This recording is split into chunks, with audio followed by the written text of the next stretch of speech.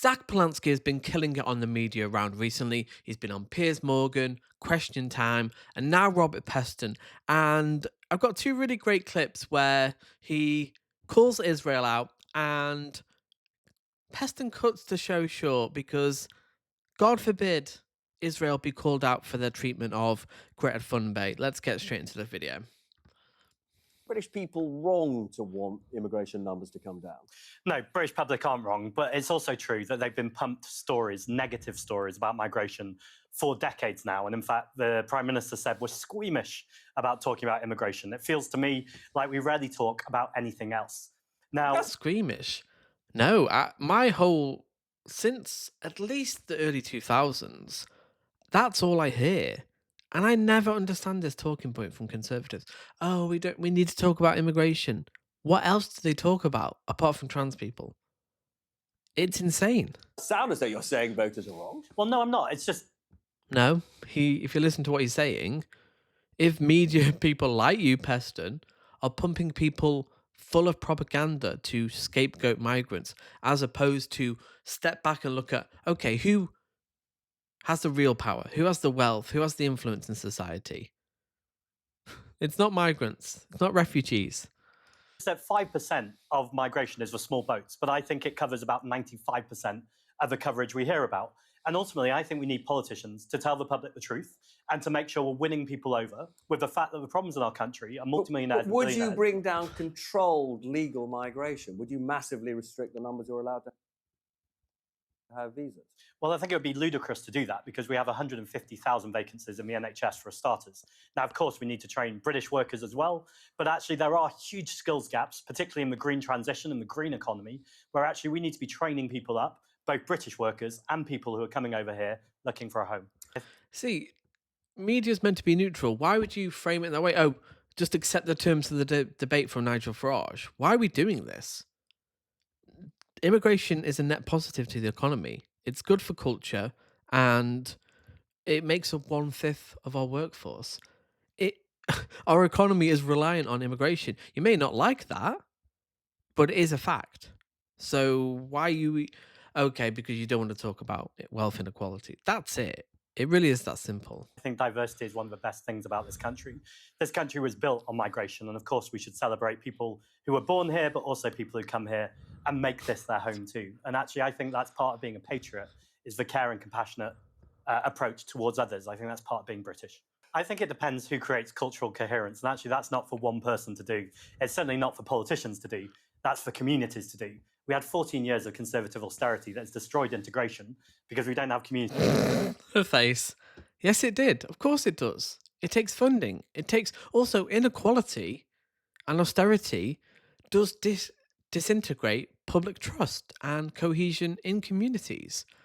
Of course it does. That's why austerity was also always not going to work. Why would you cut public spending when we needed finance? That was the point, to borrow money and invest in our country, in infrastructure, create jobs, green jobs, look to the future, not austerity. Austerity has made us worse off in so many different ways. It's made us poorer as a nation. So has Brexit. Now they want to get rid of immigration. They just want to make us poorer. Whereas they become more wealthy. They don't give a shit about us. I don't know why she's on here. The Tories are irrelevant at this point. The Green Party are bigger than the Tories. Community centres. We don't have arts and culture, right. and we need to tell tell you that what, collective If it's story. not for politicians to create community cohesion, then It's those for things communities. wouldn't have changed that. Well, look, there's so much more on this and other things we're going to come back to you about. Yes, but you need the resources and the means for people to build their own communities. They need to have basic services. They need to feel like, oh, I can afford houses. That's the politician's job, is to fund the basic services. We can't even do that in Britain. Let's go into the next clip because this is really good about the Maccabee Tel Aviv being banned, and somehow this is anti-Semitic. Your deputy leader endorsed the banning of the Maccabee fans. So where are you on it? Well, I'm one of 5 people in British history that have been Jewish and the leader of a British political party. So I take anti-Semitism really seriously. I don't think this was anti-Semitic at all, though. There's a very big difference between being Jewish and supporting the Israeli But your state. deputy leader went further and said that in general he wanted to see a general boycott of Israeli sports teams. You can't endorse that, can you? I absolutely endorse that in the same way we have. Why not? We did it with Russia, rightly so. We did it with apartheid South Africa. Is that anti-white? No, of course it's not. It's insane. It's insane that we're having this conversation. With Russia, we're currently seeing an ongoing genocide, and actually I think it's important that athletes are allowed to play, but to play under their state banner or a city in Israel, I think is deeply problematic. But Israel, you have to accept Israel as a democracy, and Do we? Well, they're not acting like a democracy. They're committing a genocide. They have 64 laws that disenfranchise and basically undermine the rights of Arabs and Palestinians. This is not a democracy. It's an apartheid state. It's a settler colonial apartheid state. Also, at best, it's deemed a flawed democracy. So yeah, you can call it a flawed democracy, but it's not a democracy.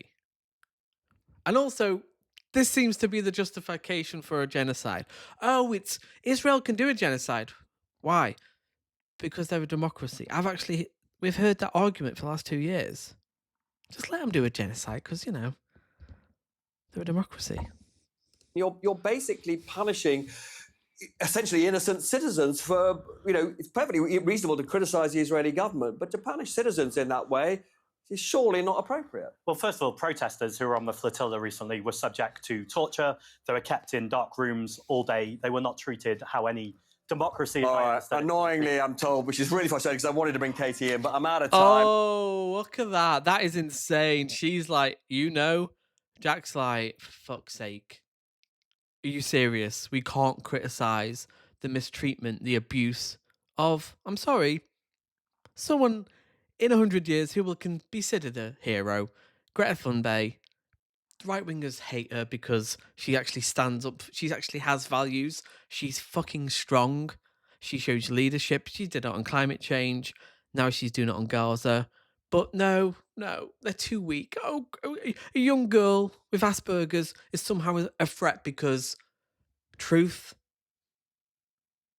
morality, justice is on her side. It's insane. And also, like, the fact that you have to cut it off there is actually...